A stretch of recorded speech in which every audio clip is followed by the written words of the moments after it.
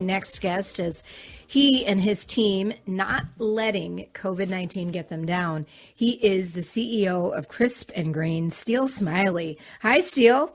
Hi, Roshini. How are you?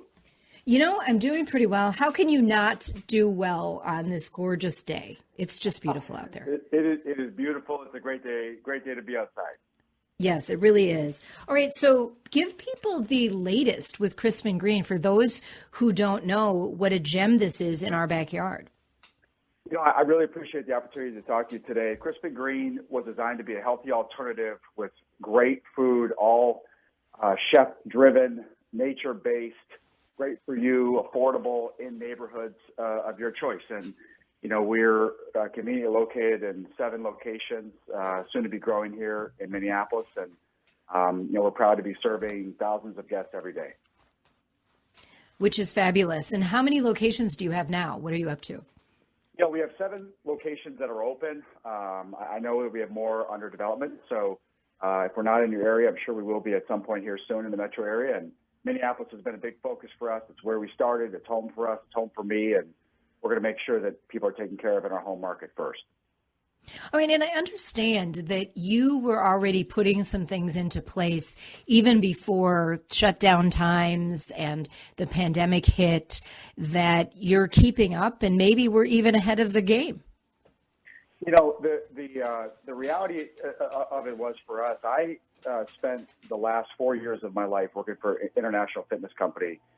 And so I was very used to paying attention to the international news. And I would wake up every morning, watch the BBC, you know, spend time watching Bloomberg and just anything that had happened overnight. And so in late December, early January, and I had contacted people that I know overseas, and they said, look, this is something that's completely changing our landscape. And at that time, it was early news. It just hit the Wall Street Journal and the New York Times here in the United States. And we had to make a bet. And so we essentially made a bet that this is going to be an enormously impactful thing to our business here in the United States far before it became a problem. And we started planning early and it paid off. Yeah, no, I think that's great. What have been some of the reaction to customers with kind of how you've been dealing with all of this? Because you didn't really close shop. You know, not only did we not close our stores, we never laid off any teammates. In fact, we added about 30% more staff during this time. So, you know, it was a very, very humble time to be in business. You know, we certainly have tried our very best to make an unbelievable, safe environment for our guests. You know, we were the first to secure. We had masks for everybody. We had all the equipment, temperature checks and everything. We were doing really, really early. In fact, we not only did we not close a store, but we continued to grow throughout the pandemic. And it was a humble time, you know, because our industry as a whole is going through a massive renovation. And there are going to be some super casualties to this time. And we certainly are not on that list, but we understand that it's a humble time for many. And our job is just to provide a great smile, great service, an unbelievable experience for our guests every day. And make sure that we're open to serve them, because that is our job. I mean, we are in the job of making sure that people have access to healthy food. And I just didn't feel like closing was an option or was smart for us. And I'm certainly glad that I did not. We're talking with Steele Smiley. He's CEO of Crisp and Green. If you have any questions for him, give us a call or a text, 651-989-9226. Steele, one thing I'm curious about is that you call yourself a digitally native brand. Tell us what that means and how can you sort of advise others for using that digital space to serve customers as well as customers who are looking for options themselves?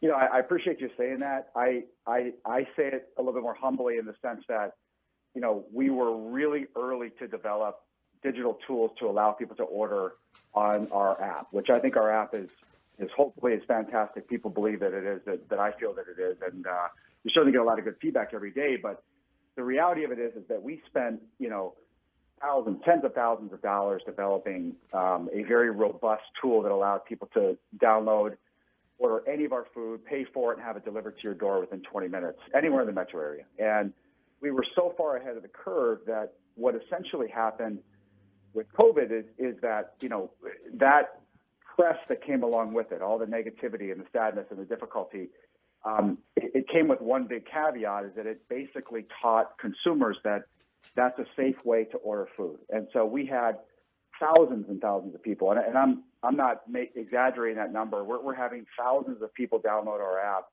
every single week, and that basically accelerated our efforts to pay off the technology that we had invested so much money in. And so, we were set up for success. I would tell you that was not something that that we had planned or that we knew this would come or anything like that. We just knew that it was the future of food, although I figured it was probably multiple years out. The reality of it was it happened in March, and our program was built and developed, and it's incredibly useful to have that wave of attention to consumers to know, because I couldn't have spent enough money marketing to get people to realize that they should download an app and try it. But now everyone's so conditioned to doing it that, kind of the wave came right into us, which we were very fortunate by.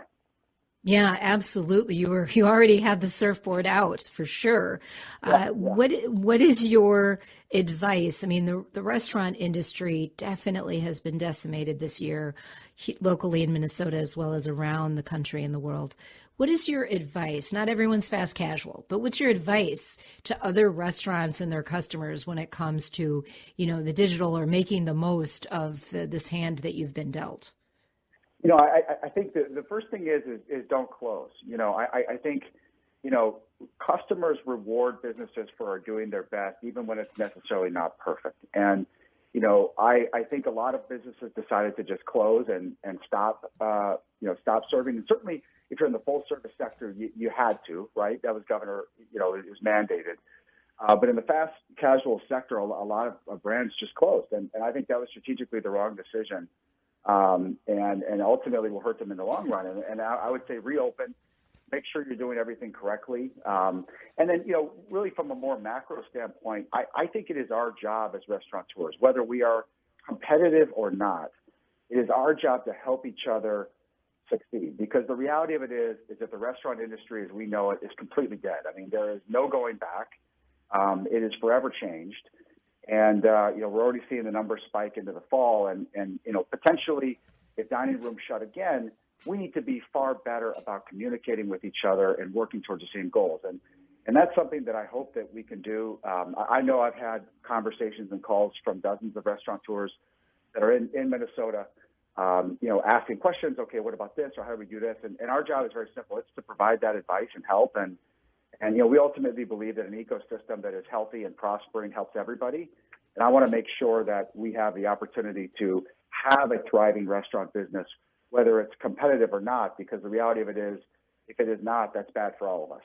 And so I think it's co-opetition, it's partnership, and being humble that if something worked, talk about it, because that's the right thing to do. Absolutely. Earlier in the show, Steele, we talked with the CEO of H.B. Fuller, and I really do appreciate when you leaders, the CEOs of various companies that are based here, come on and share some best practices as well as some inspiration. But I always like to ask leaders like you, what are you doing right now to have fun and also refresh?